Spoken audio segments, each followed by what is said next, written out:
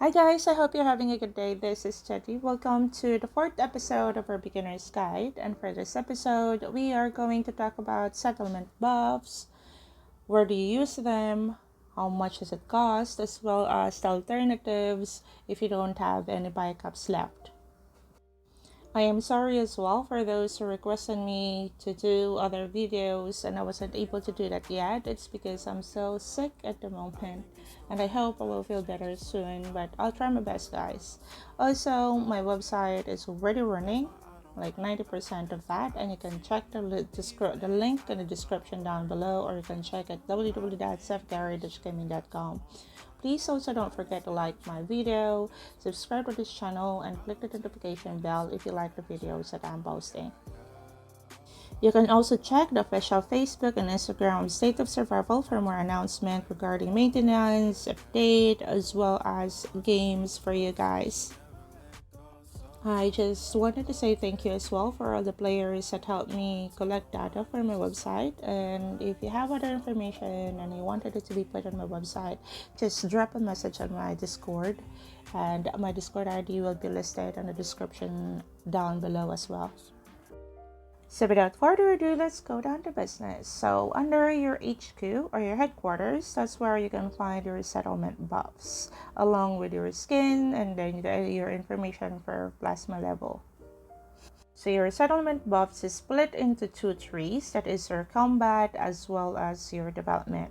Under combat, you have the Peace Flare, the Recon Jammer, as well as troop damage, troop attack, troop defense, troop health, enemy attack, and an enemy defense, and the last but not the least is your march capacity. The first one is your Peace Flare, or what we also call shield or bubble. It protects your settlement from all enemy attacks or recon attempts. So when are you going to use your Peace Flare? For example, if you are going to log off your game for a while because you're busy in real life, or you have emergency or something, and you have many troops that exceeds your hospital capacity, or you have many resources that exceeds your warehouse capacity as well, then you can use your Peace Flare. Or another one, if you don't want to partake on killing event that happens every 2 weeks, or if someone is marching towards you attacking your settlement, you can use the Peace Flare or your shield. There are four options for your Peace Flare. Those are charge, or the one that you get for free, and then this generates every 7 days once you use one of that, and it stacks up to 5. Second is your 2 hours, third is your 8 hours, and the last but not least is your 24 hours. Please be reminded, guys, that all of these settlement buffs can only be bought by backups. However, some of them as well, some of the items here can also be bought in your Alliance store. For example, your Peace Flare for 2 hours and your 8 hours. These ones can also be bought using your Alliance coins or Alliance silver. The 2 hours Peace Flare will only cost you 8,000 silver, and then your 8 hours will cost you 24,000 silver. Next is your Recon Jammer or Anti-Scout or Anti-Spy. It prevents enemies from checking or reconning your settlement. You can use this during reservoir raid, bunker fight or facility fight, capital clash, killing event, or during if you want to play trap base. What is a trap base? A trap base is usually a low-level player reinforced by big players with high level of troops as well as high level of stats. So there are three options for your Recon Jammer. That is your 2 hours, or 8 hours, and your 24 hours. You can also buy these buffs under your VIP store, but you need to reach a certain level of your VIP to be able to access some of these items, as well as you can check your market stall from time to time. Next are your troop stats modifiers. Those are the attack, the defense, the HP or the health, or the damage or the lethality. Activating these buffs will give you an increase or a boost in your stats for your basic attributes. Your basic attributes usually are your troop attack, defense, and your health, and then your lethality. You can see this in your mail under your war or when you kill infected, and the first 4 reports there, or the first 4 stats, covers these buffs. The boost percentage is dependent on the hours of your buff. So for 2 hours and 8 hours, the increase per boost will be 6%. And for the 12 hours, the boost will be 12%.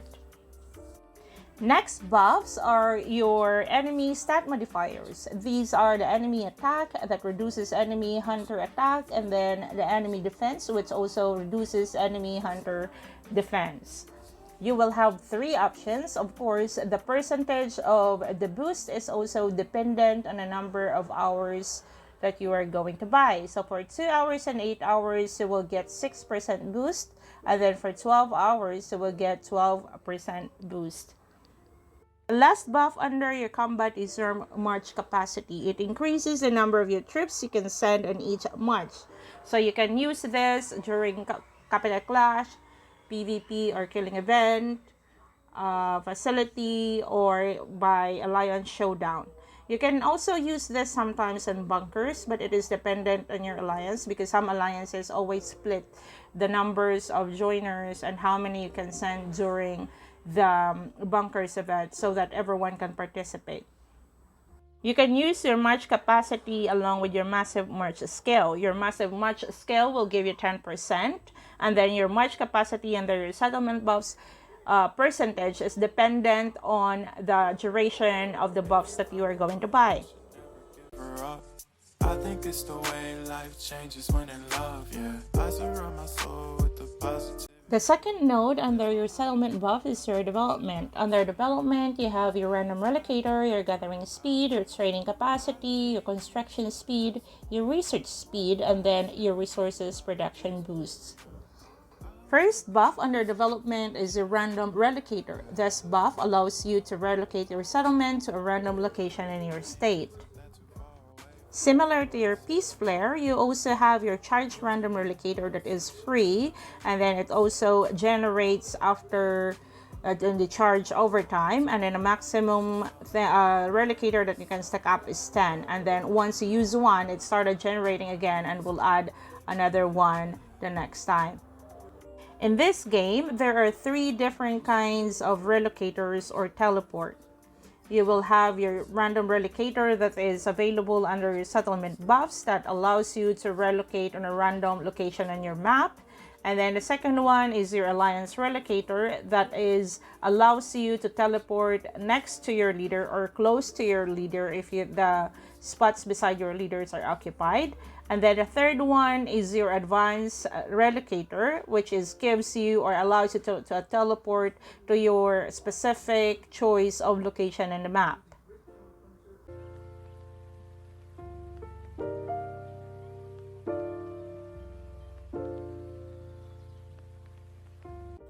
Next buff is your gathering speed. It increases gathering speed for all resources when you collect in the wilderness. So the percentage is also dependent on the number of hours that you are going to buy. So for 8 hours and 12 hours, you will get 50%.